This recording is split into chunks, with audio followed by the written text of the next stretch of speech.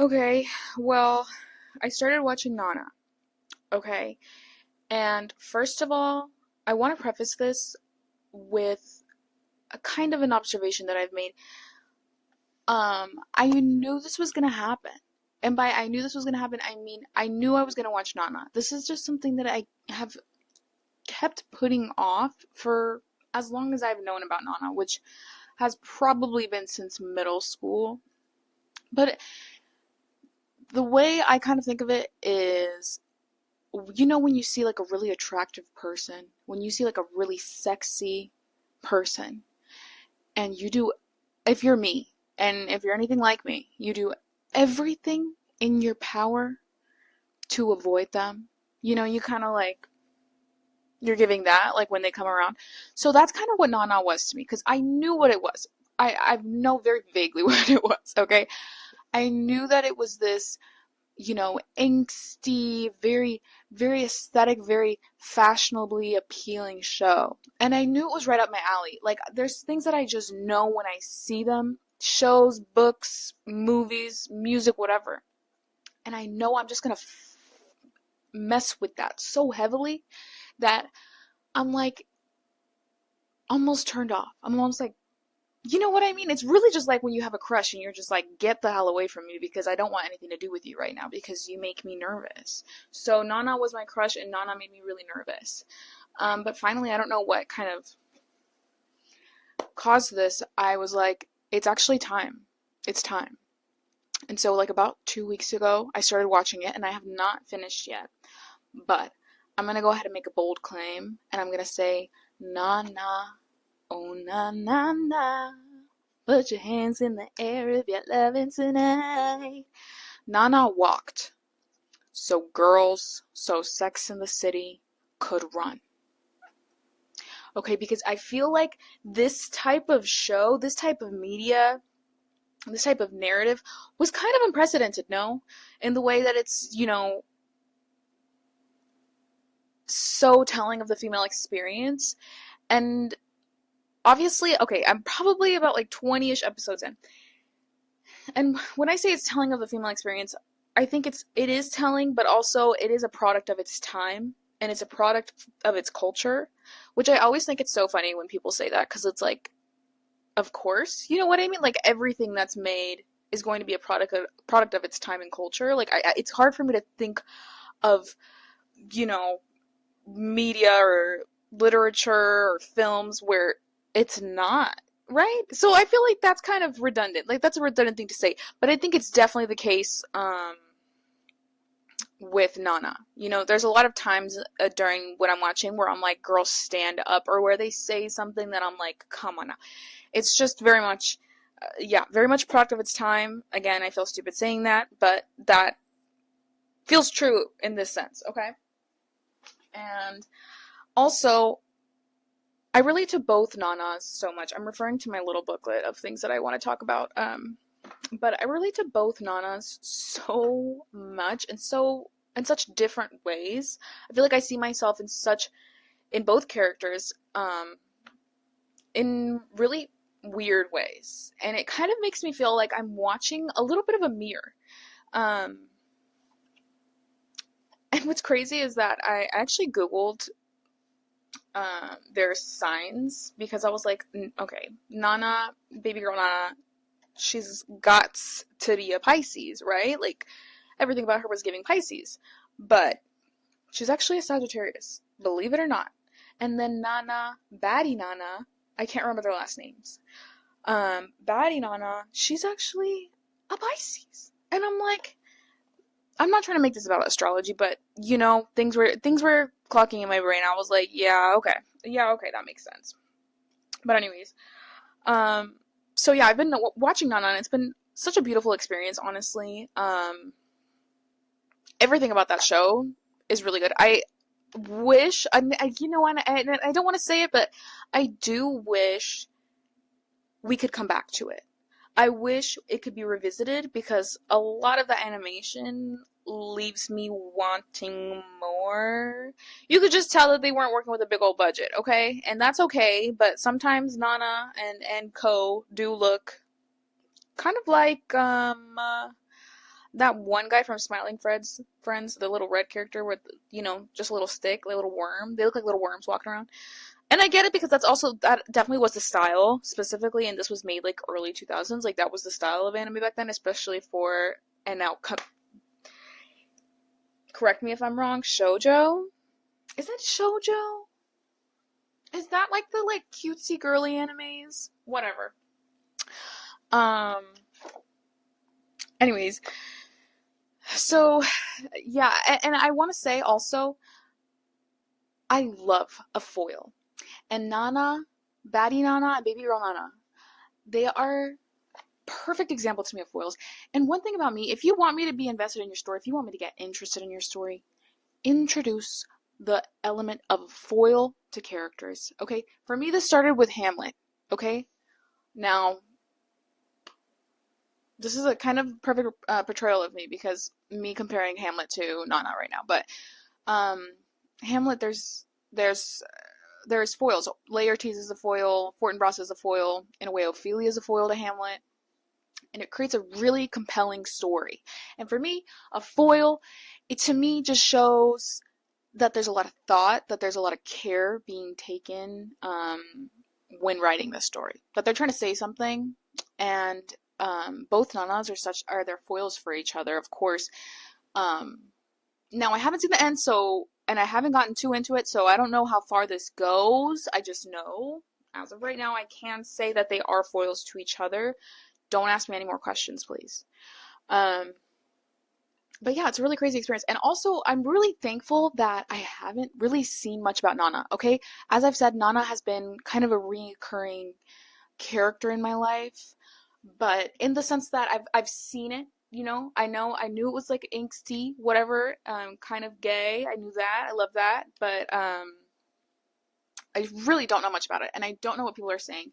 And to be quite honest, I am running away the second I see a TikTok or a tweet or anything of that sort, because first of all, I don't want to get spoiled. Second of all, because I feel like especially as I'm getting older, I really want to create my own opinions. So I am feeling very blessed that watching this, I'm getting to form my own opinions about the show that are unsoiled by the public opinion. And I encourage you to do the same. When you're watching media, when you're reading books, when you're listening to music, I really encourage you to take your time with it, really like digest it, really think about it. And I know it is fun to look at other people's opinions, of course, and that's why I do it, because I think it's interesting. But I think it becomes, and especially in this day and age, it's almost impossible to form your own opinions, because it gets to this gray area where you kind of can't differentiate other people's opinions between your own and theirs.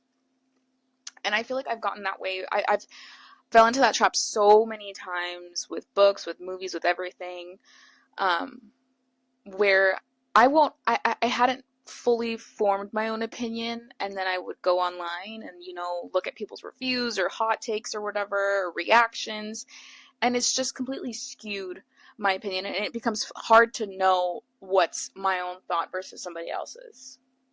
Because I know I'm not alone here when I'm talking about like how when you go online or when you're watching something, you can think something. You can think like, damn, this movie was so good. Like, yes, I really loved it. And then you go onto Twitter and you see everybody shitting nasty style on it. And then you're like, well, no, it actually wasn't that good. And for me, I'm like, it's just kind of sad. It's almost, and that's what I'm saying. I really encourage you guys, you all who watch me, to take your time, form your own opinion, be confident in your own opinion, really know that it's your own, and then go ahead and have your fun, okay? Because it's a skill these days. Like, truly, it is a skill. But I did want to talk a little bit more about the characters of Nana, because I have some things to say. First of all, June. homegirl or not. Like, I don't know. Because there's times when I know she's supposed to be kind of like this like mature character, you know, that Nana seeks for guidance or to calm her down. But but and she is very protective, very fiercely protective of Nana. But at the same time, and okay, yeah, but at the same time, sorry, I'm getting ahead of myself. At the same time, she is almost like, because I'm watching the show and I'm thinking, Nana needs like a homegirl. Like, she needs someone who wants the best for her always. And I don't know if Nana Batty will become that for her, because right now, you know, they are getting closer and everything, but Nana Batty's got her own thing going on. And Nana Baby Girl, you know, just happens to be there. But June, to me, I just want better for Nana Baby Girl. I want better for Nana Baby Girl. And June, to me, she's just kind of wishy-washy. Like, sometimes she is there and sometimes she does provide guidance, but sometimes she leads her astray. And it's like, with such an impressionable girl like Nana Baby Girl, like, help her out. Like, help her out. And her man, so that's my next question. Her man. Hashtag one of the girls or not. That's the thing that I can't decide, because sometimes he spills. Like, sometimes he reads to filth. Like, when Shinji cheated, or wait, hold on. Shinji. It is Shinji, and if I'm wrong, I'm sorry. But when Shinji cheated, he read that man to filth. Because he was like, Shinji was like debating, like, should I go to Nana Baby Girl and tell her I'm sorry? Like, you know, she at least deserves an apology. And then June's man reads him to filth. He's like, are you only apologizing to rid yourself of the guilt? Because it seems like you're not thinking about how speaking to Nana after she's made it clear she never wants to speak to you again. Where was I going with that? Hold on. Is pretty selfish. His want to apologize is pretty selfish. And I'm glad you bring it up. I'm glad you bring it up, because let's talk about that for just 1 second. I think what a lot of people think is that purging yourself of your sins, of your wrongdoings to somebody who you have hurt is an act of retribution. Is like an act of empathy, of remorse, of like, you know, apology, of regret. But I think that is true in very few cases. And I think a lot of the times people just want to rid themselves of guilt. And Shinji, God damn it. If I got it wrong, I'm really sorry. Shinji, that doesn't even sound right to me right now. Shinjun. Because she would call him Shinjun, right? Okay. Shinji is a perfect example of that. And now that we're talking about it, Shinji, count your days. Shinji, count your days. Like, I'm being so serious, Shinji. Count your days. Because I will find you. I will kill you. And I will feel joy to watch the light fade from your eyes. Okay? And I want you to know that. If you're watching, I want you to know that. Shinji, to me, is kind of like the epitome of the type of man that I loathe. I was actually, when I was watching it, I was actually getting really triggered. I had to keep pausing because I was like walking back and forth. I was pacing, actually. My roommate happened to walk in at this time. And she was like, what's going on? I'm like, this motherfucker. Okay, spoilers, by the way, if you haven't watched until like half the season in, Shinji cheated, and I think I already talked about that, but whatever. Shinji cheated on poor baby girl Nana. Poor Nana baby girl. He cheated on her, which, okay. But I was getting really triggered because it's reminded me of people from my past, who I feel are almost worse than men who are just kind of straight up shitty, because at least there's some sense of self-awareness there. But with men like Shinji, there is this real, this genuine, delusional belief that they are a nice person and that they treat people well, and that at the end of the day, when the day is over, they're a good guy. And that's something I really can't stand. Because I'm not here to say, I'm a perfect person, I'm a good person, but I do think that the way I navigate my life is that I try my best to be kind and to be understanding. Every day when I'm interacting with people, for the most part, obviously there's some bumps in the road there, but I think that's true.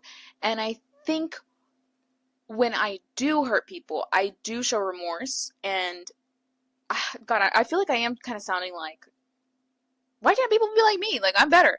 But it's just the way that it's just the way that I know Shinji views himself. And like, he is a good guy, and it just happened to be kind of fucked up what happened, but, like, I mean, at the end of the day, he's a good guy.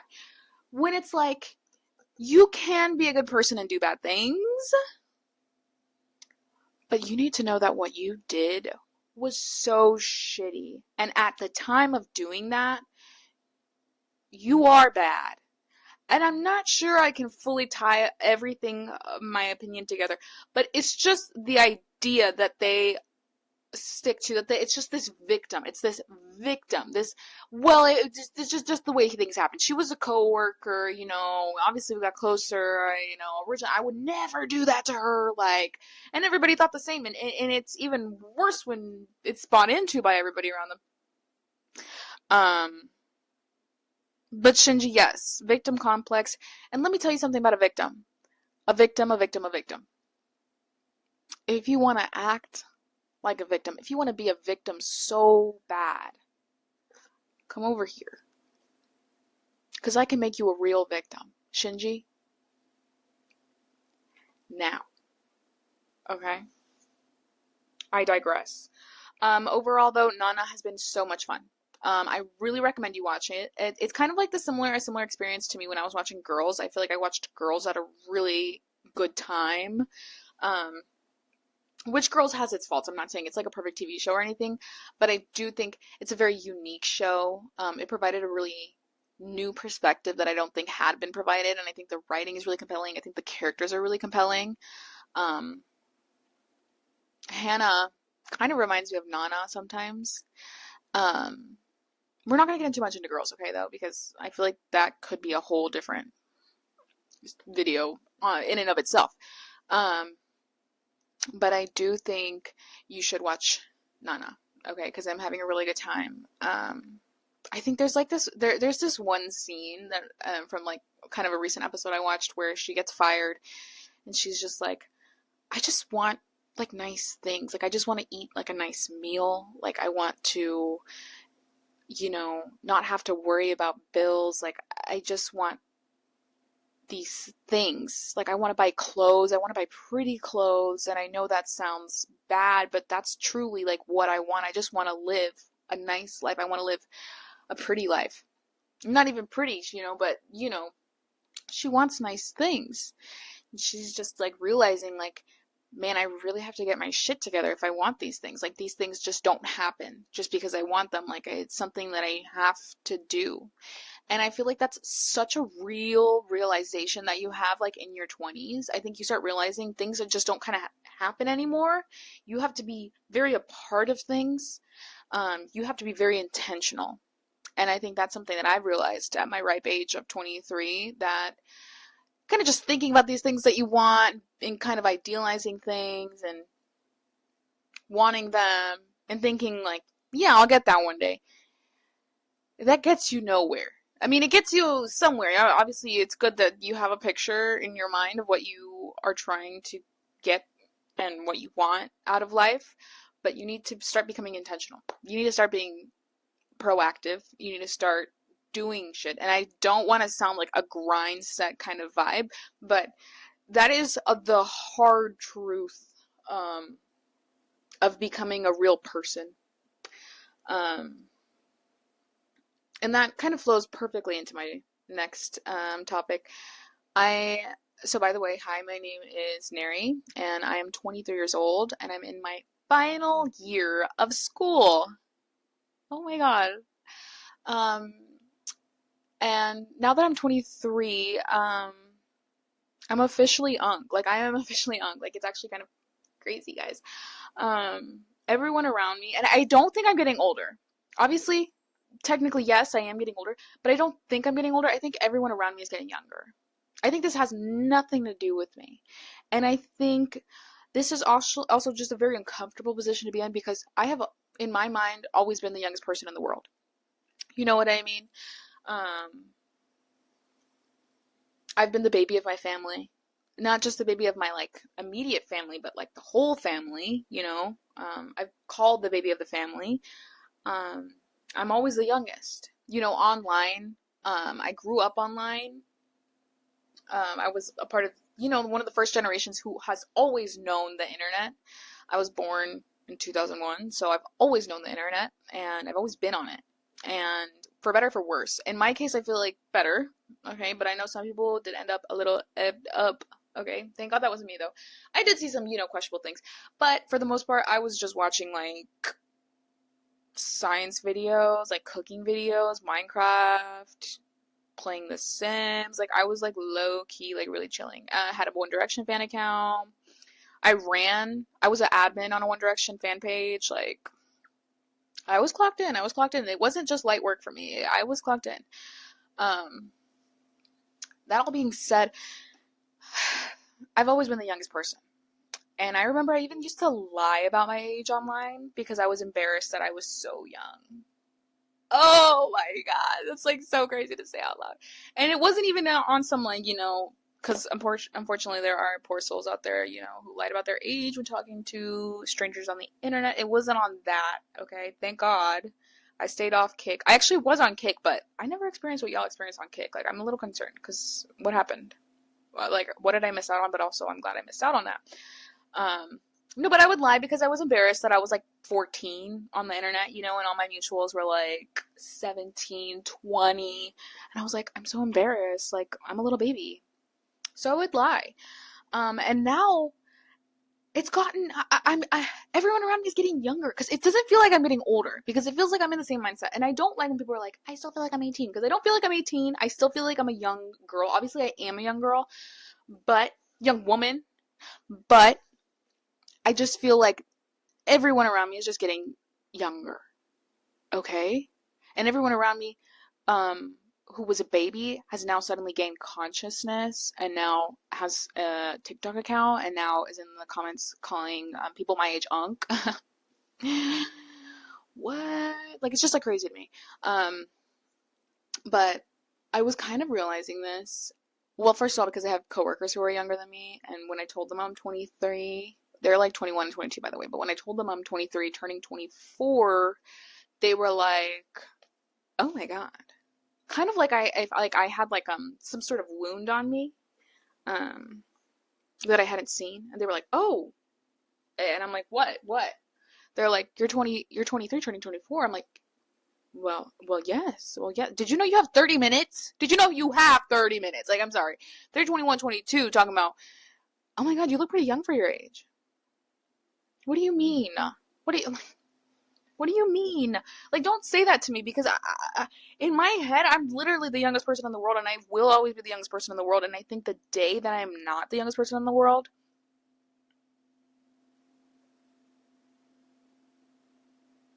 it's going to be a scary time.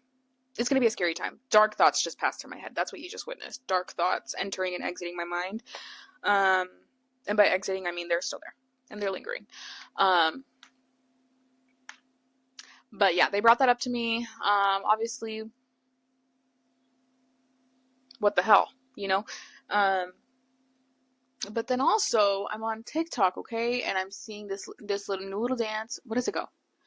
I just wanna chill with you. Go, go, go. And I go to click, you know, on the video, okay, and then there's like a little somebody's made a video of the profile of the age of the members and their information, whatever, little fun facts. Okay, cute. And I'm just like, okay, let's see, new kids on the block, let's see. And the youngest one was born in 2009. The oldest one is born in, I think he is a little older. I think he's like 2005, but most of them are born in 2008. And that doesn't seem that much younger than me in theory, I guess. But now I'm like, that's a 16-year-old. You know what I mean? Because 2008, that does sound, you know, young, right? But I'm like, it doesn't really, I can't really fully picture it in my mind. But now that I'm seeing it, now that I'm seeing this child in front of me that was born like 2008, 2009, I'm like, I'm literally Unk. Like, I am Unk. I'm becoming Unk. And that's what's crazy to me, is that this is a really scary position for me to be in. And I think it's really mean. I think it's really mean that the whole world it just keeps spinning. And I'm not okay with it. And I feel uncomfortable with it. Another time that I realized I was getting older actually is, when I was, guys, this is another story about my coworkers. My coworkers are actually my ops. Shout out to them, though. I literally love them. All jokes, friends of the pod for sure. But my coworker, it was both of them at this time actually. My coworker was like, "Oh, I'm so hungry. Like, I want a burger so bad." And then of course you hear somebody say, "I want a burger," if you are of my generation, which I'm also still in the same generation as them. Like, let's not get that twisted. But I'm just saying, this is when I started to notice that there's a little bit of a gap there. There's a little bit of a gap there. So if you hear someone say, "I want a burger," if you're like me, that kind of a natural, like, muscle memory reaction is to start going, "Bitch, if you want a burger, eat a burger. And if you want a french fry, eat a french fry." And they were so tickled by that. They were like, "That was really good. Did you come up with that? Like, did you come up with that?" And I was like, "What do you mean? What do you mean? That is the sacred text. I'm reciting sacred text. Like, what are you talking about?" And they like look at me, they're like, "Where's that from?" I'm like, "Bitch, you better be joking. You better be joking." And then I'm like, "It's from Vine. You guys don't remember that Vine?" And then they're like, "Oh, yeah, we weren't really on Vine. We were too little." Go ahead and shoot me with a gun. Go ahead and shoot me with a gun. Instead of saying we were too little, go ahead and shoot me with a gun, because that's how I felt in that moment. I felt like this needs to be Old Yeller. Put me down. Lord have mercy on me. So this has been my experience, and now as also going into my final year of college, university, it's been an uphill battle. And now I am kind of an older student, and I feel like, obviously, visually, I'm not an older student, you know, because sometimes there's older students and you can tell, you know, it's like somebody's mom walking into class and it's like, okay, period, you're continuing your education. But it almost feels like I'm a spy. Like, it feels like, you know what I mean? Like, do they know? Like, is anybody catching on to this? But I am 23. And also, I'm taking upper level classes, so most people in my classes are like 21, 20, you know. It's not like it's like the 18-year-olds, 19-year-olds freshly into college. But I still feel like that. Oh, and I remember last semester, I was working with this group of girls, and by the way, they were all like Christian, like super preppy girls, and it was just so funny because I just felt like so, like, I was like, damn, y'all probably think I'm like a little emo scene queen right now. It was just the visual comparison between us two. It was just making me laugh.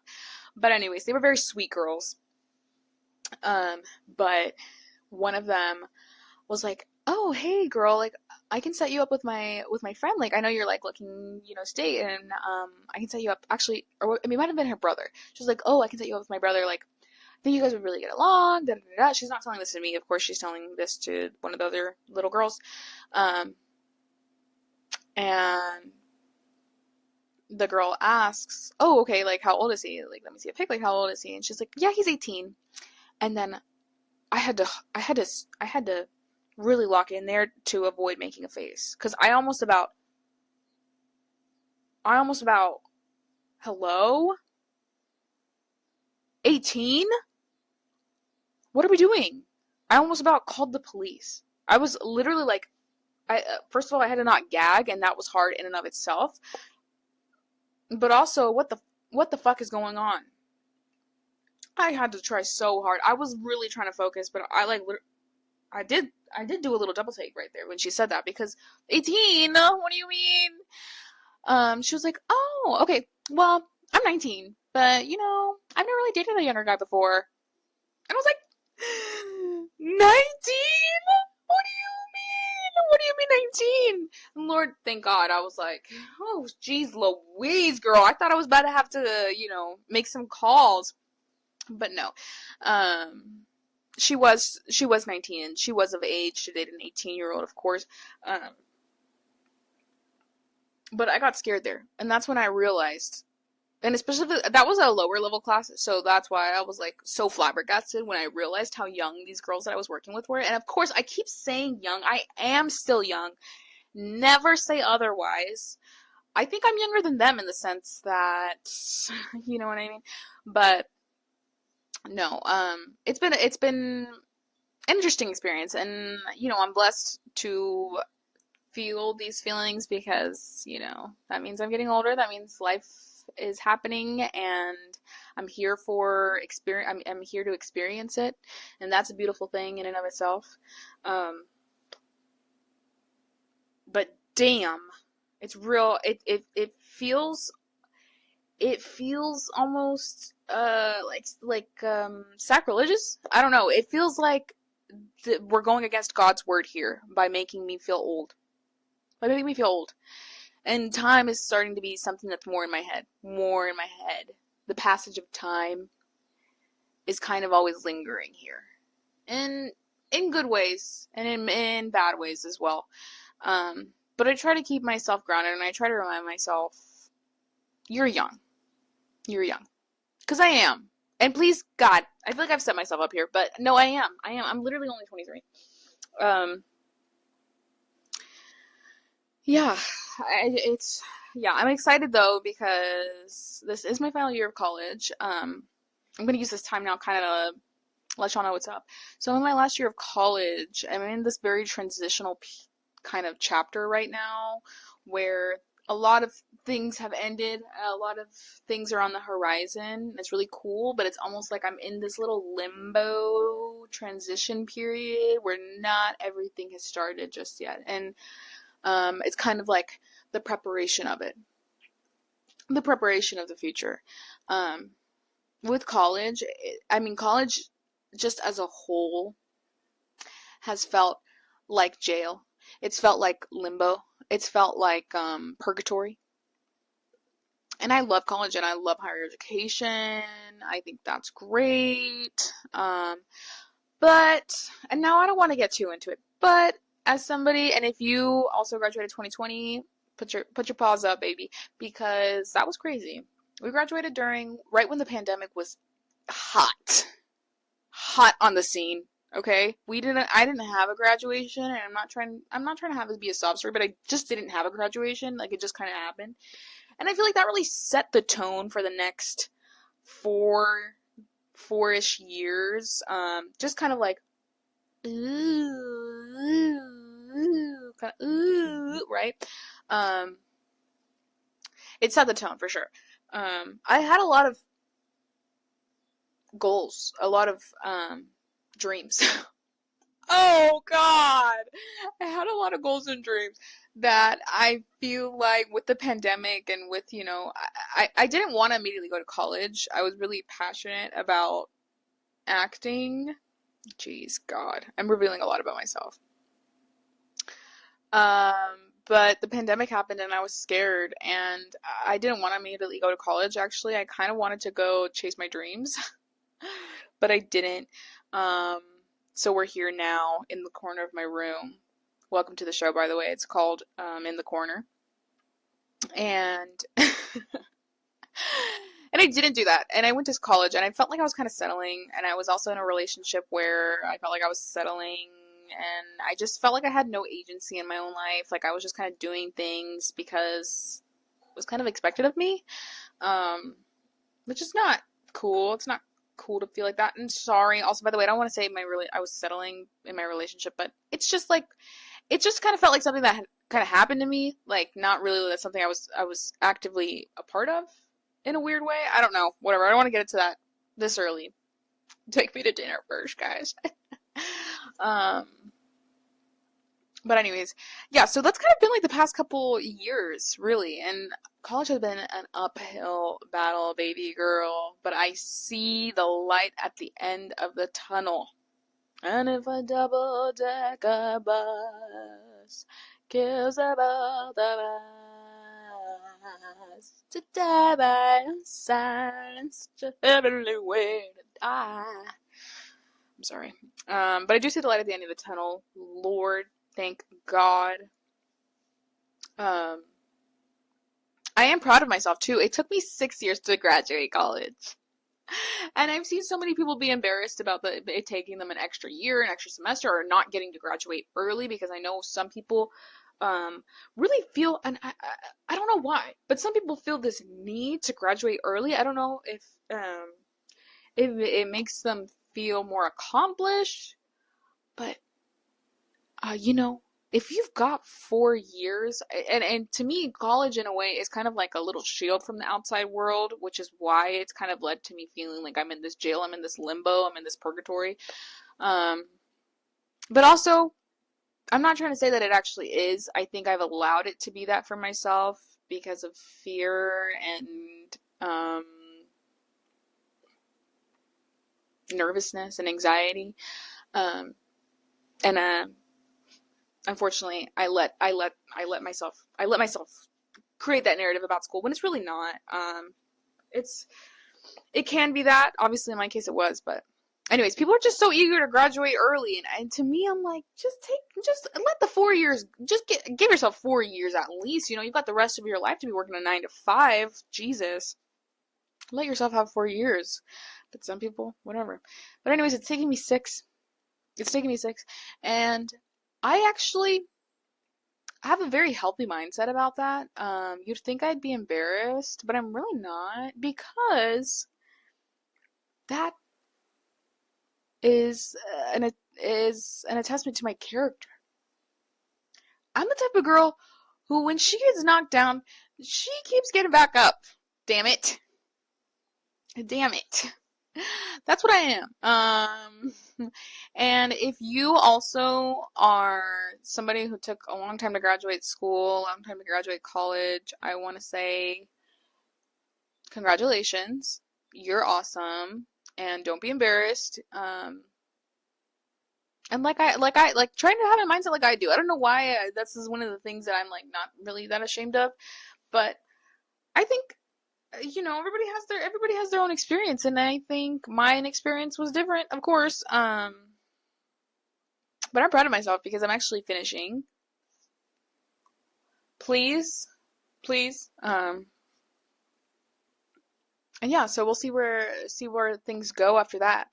But I am excited to finally be done because, like I've said, it does feel like, because I've wanted to. Very, very rarely did I ever consider just like not finishing. That was a thought maybe last year where I was just like, fuck, I don't know if I can do it. But it's also, of course, the sunken cost fallacy. Well, it's like, I've invested so much time. I'm already so close. I might as well finish. And in this case, I think that is, good. But it's led to this feeling of this heavy weight of inaction in my own life, where I just feel like I want to be somewhere else. I want to be doing different things. I want to become a different person. I want to explore. I want to create. I'm a very creative person, and I just feel like being here, finishing school, being in school is kind of just the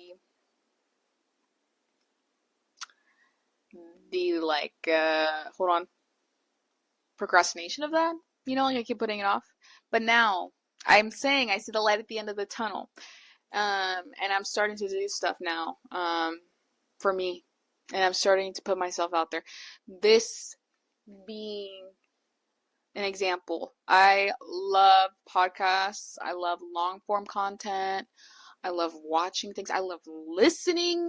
God, I'm always listening. I am always listening.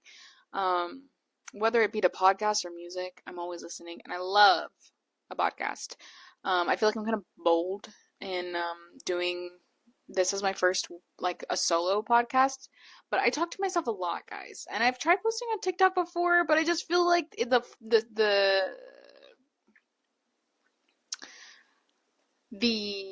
format doesn't really work for me. I think YouTube suits my capabilities. I'm also retro. I was raised on YouTube. I know a lot of people these days, a lot of you young folk are raised on like TikTok and stuff, but for me it was always YouTube. I've always been watching podcasts since like since middle school. So this is kind of something that I've just like always wanted to do. I really want to see, also experiment with it. I love watching YouTube and video creation and things like that. And I have some ideas to make, this podcast more fun for me to make. Kind of like a vlog style podcast almost is kind of what I have in mind, where I'm inserting my clips and, things like that. I also do want to make videos where I talk more about specific topics. Like in this one, I kind of just talked about Nana and being 24 and unk in college. I'm not 24 yet, but I will be soon. So we'll see where that goes. I do really want to do it though because I saw somebody say like, you can really change your life by creating more than you consume. And for some reason, it just really hasn't escaped my mind. And so I really just want to create more. And as I said, I'm a really creative person. And I feel like when I create things, art, whatever, I'm happier. And in my life, I'm in the pursuit of pleasure, which sounds kind of whorish. But that's my truth. I'm in the pursuit of pleasure. I'm on the pursuit of happiness, and I know everything that shines ain't always gonna be gold.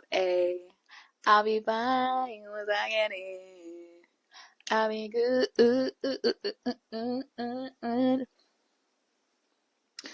So that's what I'm in the pursuit of pleasure, okay? And if that makes me kind of live a non-traditional life, I am perfectly fine with that.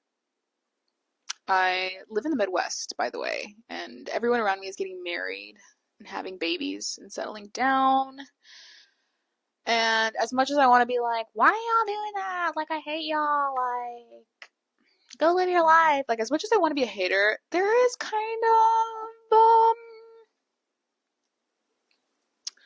a jealousy. A jealousy in the way that, and envy, maybe is more fitting, because jealousy kind of sounds like I want that, but envy is kind of just like, I guess they're kind of synonyms. What truly is the difference between jealousy and envy? In my mind, jealousy seems more like about physical goods, but envy is more like abstract, I'm envious of his fame, or I'm jealous of those shoes, you know what I mean? Oh, I'm jealous of that he has that, I don't know why that said girlfriend. There's this, what story am I trying to tell right there? Anyways, because damn it, I want to go to a wedding. I want to go to a wedding. I want to go to a wedding so bad. But nobody around me. I'm not going to a wedding probably in about at least 5 years. At least 5 years. Unless one of my friends wants to really be crazy and act up. Which I don't think that they will. That's a whole different episode in and of itself. I'm not going to a wedding anytime soon. So, anyways, yeah, I'm in the pursuit of pleasure, and I realize creating does truly make me so happy. I love creating things. I've been writing more. I used to write all the time, but I stopped for whatever reason, and I started picking up writing again. And guys, I wrote like 20 pages of like a story that I've kind of always thought about in the back of my mind, and it was so like comforting. It felt like I was kind of like reconnecting with myself. Um, so that was beautiful. And this is something I always wanted to do, so I'm doing it. Um, and I want to keep to it, please. But anyways, as I was saying, I had also another similar experience where I just realized I hadn't drawn. I also like to draw. Guys, I'm saying a really creative person, okay? Um, kind of a jack of all trades, self-proclaimed jack of all trades, which maybe makes you think I have a big ego. But I'm not saying I'm good. I'm just saying that I dabble, okay? Anyways, I realized I hadn't like created like a finished piece of art in a really long time, and probably like over a year, and that just made me so sad, just because I've drawn my whole life. Like, I used to always be working on something, and just one day I hadn't done it in so long, and that made me really sad. And I was like, hold up, I need to draw something. It felt like I needed to nourish myself. So I sat down and I started drawing. And if you draw, if you create art, you know that you can have every intention and you can come in with the best attitude. And sometimes shit will actually form instead of a drawing. Like, actual shit, hot shit will form instead of a drawing. And I was kind of thinking that would be the case, but actually I created a drawing that I was so happy with, and I was really excited about, because it was kind of like this new style, and I always doodle. That's never something I've stopped. I never stopped drawing, but I just hadn't created a finished piece. It was like this really new style, and I could tell that my actual drawing ability had kind of improved, because I've been, I doodle and all that jazz. But it made me really excited, and it filled me up with more ideas of what I could draw. Um, but yeah, I just want to create, and I'm just a creator, you know? Um, but we'll see where this goes. Um, if you did make it to the end of this, if you did watch this, thank you. And please comment down below. I literally love talking. I'm a Gemini moon, guys. If that reveals anything, I'm a Gemini moon. For better, for worse. I am a Gemini moon. So I love to talk. I love to connect. That's literally my favorite thing in the whole wide world, is connecting with people. That's why I love traveling. Because I love cultural connections. Like, I love cultural exchanges. Oh my God. Ah, I love it. I love it. I love it. I love connecting. I love talking to people. So comment down below. First of all, what you guys think of Nana. Please don't spoil it for me. Please don't spoil it for me. Please don't spoil it for me, because I haven't finished. Just don't say anything about Nana, actually. Just say, love Nana too, or hated Nana. Whatever. But don't spoil anything, if you have. And then tell me about your own college experience. If you are like a traditional student who graduated within 4 years, or if you were one of those like students who like were super eager to just like graduate fast. Kind of what was your thought process there, honestly? Because for me, it's just always like, what is the rush? Because I know some people have specific career, goals in mind, but for some people, it just feels like they're setting their own. They're setting up this race against themselves, and it feels like a setup. But I don't know. You let me know. And then yeah, thanks for watching. If you actually did watch this, actually thank you so much. And let me know what you want to hear about next. I already have some ideas, so we'll see. But yeah. Thanks, guys. Bye.